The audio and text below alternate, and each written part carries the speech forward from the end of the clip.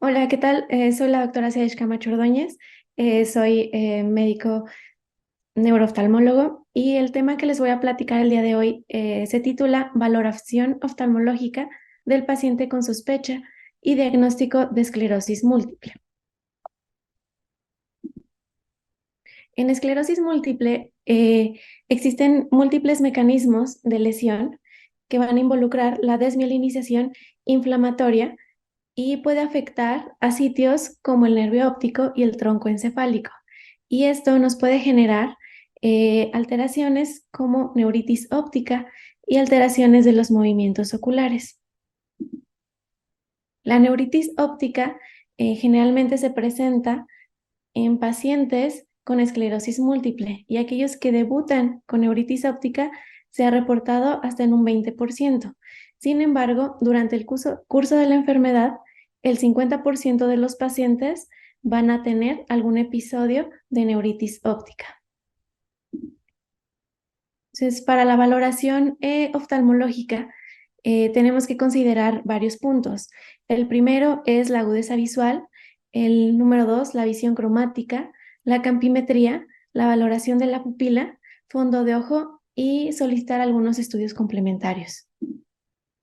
Dentro de la agudeza visual, siempre tenemos que valorarla de manera monocular y utilizando el estenopeico.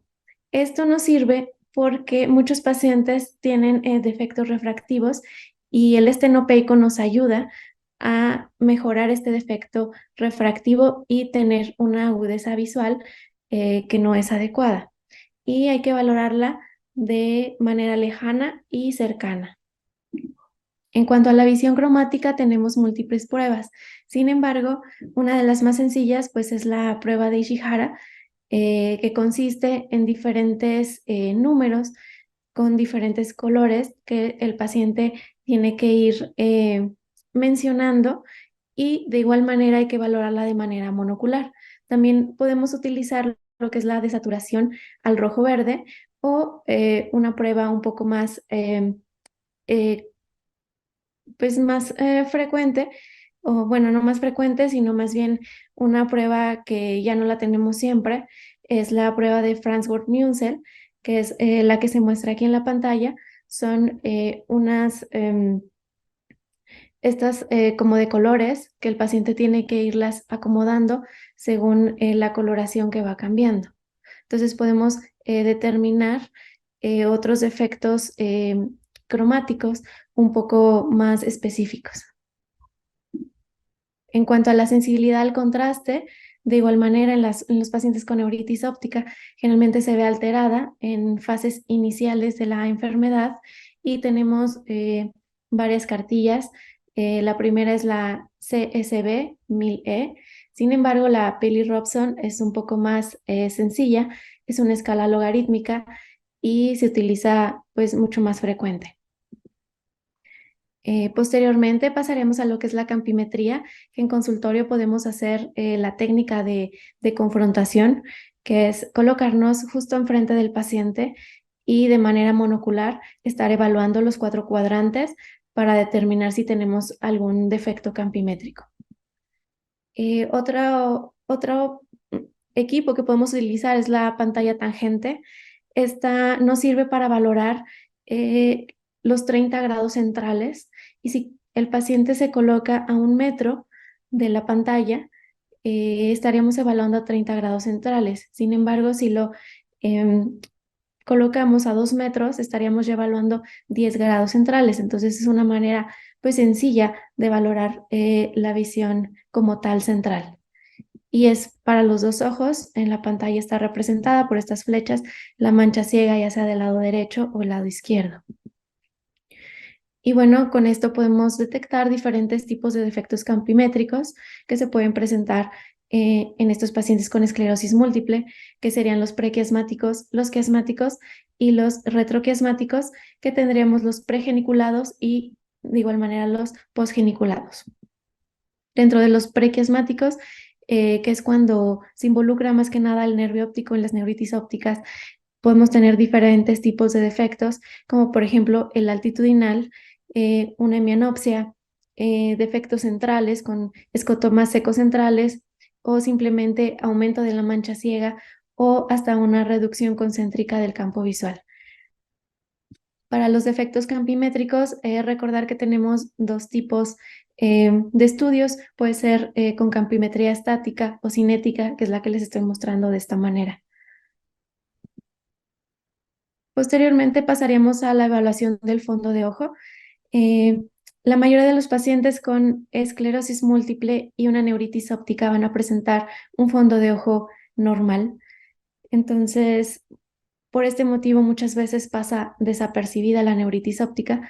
Sin embargo, solamente un tercio de los pacientes presentan una neuritis óptica anterior que se va a caracterizar por pues la inflamación del nervio óptico. Vamos a ver el borramiento de los bordes, la distensión de las venas principalmente, que esa pues prácticamente no pasa desapercibido. Después tenemos que valorar los reflejos pupilares. Prácticamente los pacientes cuando es una neuritis óptica como tal monocular, presentan un defecto pupilar aferente relativo. Relativo quiere decir que es relativo al otro ojo. Entonces, cuando es una neuritis óptica bilateral, prácticamente este defecto pupilar aferente no se presenta. Y bueno, ¿cómo sospechamos si nuestro paciente tiene neuritis óptica? Actualmente existen algunos criterios para decir si un paciente tiene una neuritis óptica definitiva o una neuritis óptica posible. Dentro de los criterios clínicos tenemos pues baja visual monocular subaguda, que se asocia a dolor orbitario, y este dolor va a empeorar con la movilidad de los movimientos oculares, reducción de la sensibilidad al contraste, igual manera de la visión cromática y un defecto pupilar aferente.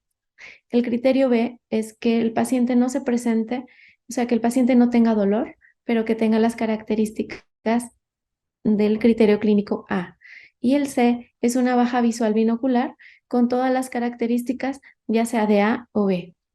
Y dentro de los criterios paraclínicos que podemos solicitar tenemos el OCT, que en agudo vamos a encontrar edema del disco óptico, o de igual manera podemos tener una diferencia entre ojo de la capa de células ganglionares y la plexiforme interna, con una diferencia de mayor del 4% o mayor de 4 micras, o de la capa de fibras nerviosas a nivel de la papila, mayor de 5% o mayor de 5 micras dentro de los 3 meses desde que inició la neuritis óptica. También la resonancia magnética, pues vamos a tener un realce del nervio óptico que está afectado y su vaina. Esto generalmente en fases agudas, o una señal brillante e intensa durante los primeros 3 meses. Y podemos solicitar diferentes biomarcadores, ya sea anticuerpos seropositivos de AQP4, MOG o el CRMP5 o las bandas oligoclonales. Entonces, una vez teniendo estos criterios, podemos definir si tenemos una neuritis óptica definitiva o posible.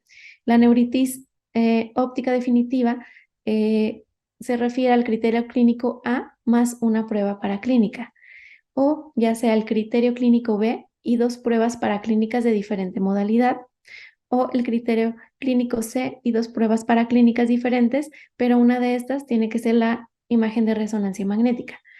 A diferencia de una neuritis óptica posible, ya sea el criterio A, B o C de los clínicos en agudo, pero en ausencia de pruebas paraclínicas, con un fondo de ojo típico de neuritis óptica y que sea consistente con la historia natural durante todo el seguimiento. Otra opción es pruebas paraclínicas positivas con un historial médico sugestivo de neuritis óptica. Y bueno, tenemos algunos signos clínicos de una neuritis óptica crónica. Uno de estos es la pérdida visual persistente. Generalmente los pacientes recuperan completamente, si es que recibieron tratamiento o no, más o menos al año del evento. Pueden presentar un defecto pupilar aferente relativo. En un cuarto de los pacientes se presenta hasta 2 años después del evento. También hay desaturación del color rojo, y muchos pacientes tienen exacerbación de los síntomas visuales cuando existen como cambios de temperatura, es decir, cuando los pacientes están realizando ejercicio o tienen un baño con agua caliente y pueden exacerbarse estos síntomas visuales, y esto se conoce como el fenómeno de Uthoff. Una vez que ya pasó la fase aguda de la neuritis óptica, como existe una pérdida de la capa de fibras nerviosas, pues el paciente puede presentarse con atrofia óptica. Y también podemos solicitarle el potencial visual evocado, que generalmente muestra un patrón de retraso en el 80% de los pacientes. Otro de los estudios que siempre tenemos que pedirles a los pacientes es la tomografía de coherencia óptica. Generalmente en agudo, pues vamos a ver simplemente el edema de la capa de fibras nerviosas. Al segundo mes ya podemos ver cómo existe un adelgazamiento de la capa de fibras nerviosas a nivel de la papila y también una reducción del grosor de la mácula a nivel de la capa de fibras nerviosas macular y de la capa de células ganglionares y la capa plexiforme interna. Y como vimos en los criterios previos, pues el OCT constituye una parte fundamental, un estudio paraclínico para considerar si el paciente tiene o no neuritis óptica. En estos pacientes con esclerosis múltiple se ha visto que el adelgazamiento de la capa de fibras nerviosas y la capa de células ganglionares y plexiforme interna se va acelerando con las recaídas y conforme va progresando la enfermedad. Actualmente se ha descrito la angiografía de tomografía de coherencia óptica. Este es un nuevo estudio que nos permite valorar la vasculatura a nivel de la papila y de la mácula. Entonces se ha visto que en pacientes con esclerosis múltiple existe una densidad de vasos disminuida a nivel del plexo capilar peripapilar radial y el plexo capilar superficial. Y también hay una reducción en la perfusión, y esta reducción en la perfusión de los vasos se va a correlacionar con el adelgazamiento que tenemos a nivel de la capa de fibras nerviosas y de células ganglionares después de que el paciente presentó un episodio de neuritis óptica. Y esta disminución de la densidad de los vasos la vamos a ver 12 meses después del episodio de neuritis óptica. Generalmente, pues en el OCT lo vemos a los 2 meses o 3 meses. Sin embargo, en la angiografía es hasta el año. Y bueno, muchos de los pacientes están bajo efecto de diferentes medicamentos y estos medicamentos pueden tener alteraciones a nivel del sistema visual. Uno es el fingolimod, que se ha reportado edema de mácula como un efecto secundario. Entonces, a estos pacientes es importante estarlos valorando constantemente para ver que no desarrollen el edema macular. El natalizumab, por su parte, ha mostrado adelgazamiento de la capa de fibras nerviosas cuando lo comparan con otros medicamentos de primera línea. El alemtuzumab se ha mantenido dentro de los parámetros normales de la capa de fibras nerviosas y de células ganglionares y plexiforme interna. Y mientras que el rituximab se ha visto que durante los primeros 12 meses de tratamiento se ve un adelgazamiento como tal de la capa de células ganglionares y plexiforme interna. Y luego este va disminuyendo la tasa de atrofia y va siendo similar a los controles sanos. Aquí pues se comenta en la literatura que esto puede ser porque tiene un efecto tardío a nivel de las capas de la retina. Entonces, por eso al inicio existe como tal una atrofia, pero después de esto ya se mantiene en un parámetro estable. Y bueno, otra parte importante de los pacientes con esclerosis múltiple pues son la valoración de los movimientos oculares. El examen como tal oculomotor, primero tenemos que valorar al paciente de una manera monocular y luego binocular para de esta manera determinar pues cómo están las ducciones, las versiones, si el paciente tiene una visión doble y bueno, ver si como tal tenemos alguna atropia, alguna foria o hipertropia, la desviación oblicua, si tiene una inclinación de la cabeza para compensar la posición por la visión doble que presenta. Generalmente estos pacientes presentan parecias de nervios craneales, principalmente el sexto, después el tercero y luego el cuarto en frecuencia. Podemos utilizar lentes de Maddox para valorar esta visión doble. Y muy importante valorar lo que son las intrusiones para ver las sacadas, oscilopsia, el flutter o el opsoclonus. Y bueno, dentro del movimiento tenemos que valorar el seguimiento lento para ver los movimientos sacádicos o de la rueda dentada. Siempre valorar lo que es la latencia, la velocidad, la precisión y pues existe como una ipsi o contrapulsión.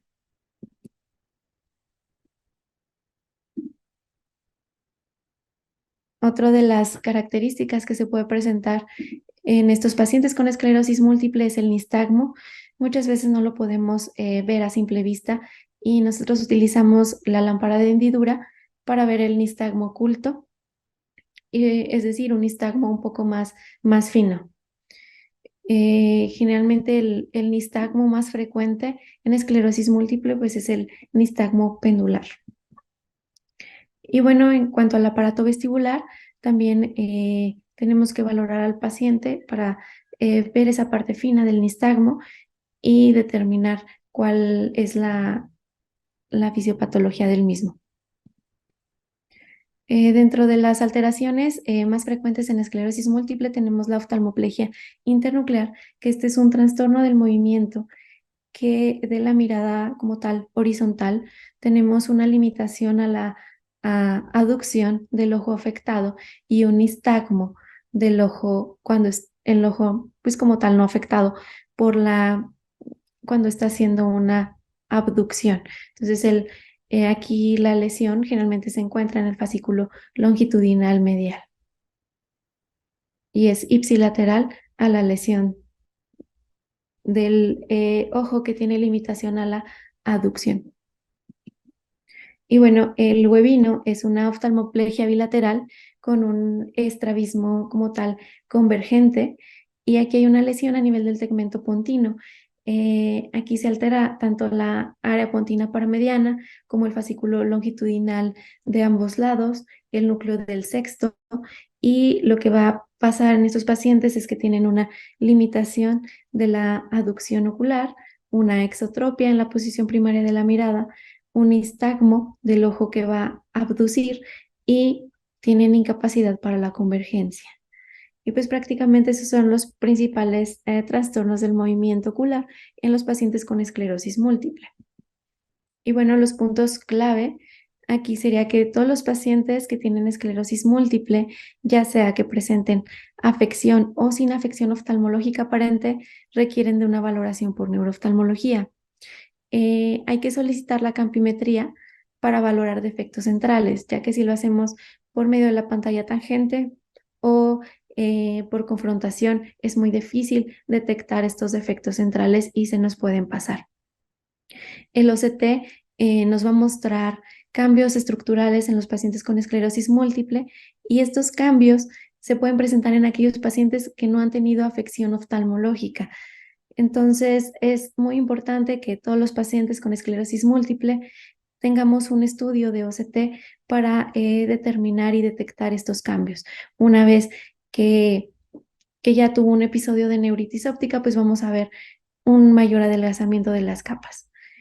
Y bueno, el diagnóstico temprano y el tratamiento precoz en la neuritis óptica nos va a reducir la pérdida de la capa de fibras nerviosas a nivel papilar igual macular y el grosor de células ganglionares y plexiforme interna. Entonces, es fundamental detectar a estos pacientes y enviarlos al tratamiento, un tratamiento precoz para evitar toda esta pérdida de fibras y por lo tanto, pues esto apoyaría que los pacientes tengan una mejor función visual posterior al evento de neuritis óptica. Y de trastornos del movimiento ocular tenemos que la oftalmoplegia internuclear y el nistagmo pendular pues son característicos de esclerosis múltiple.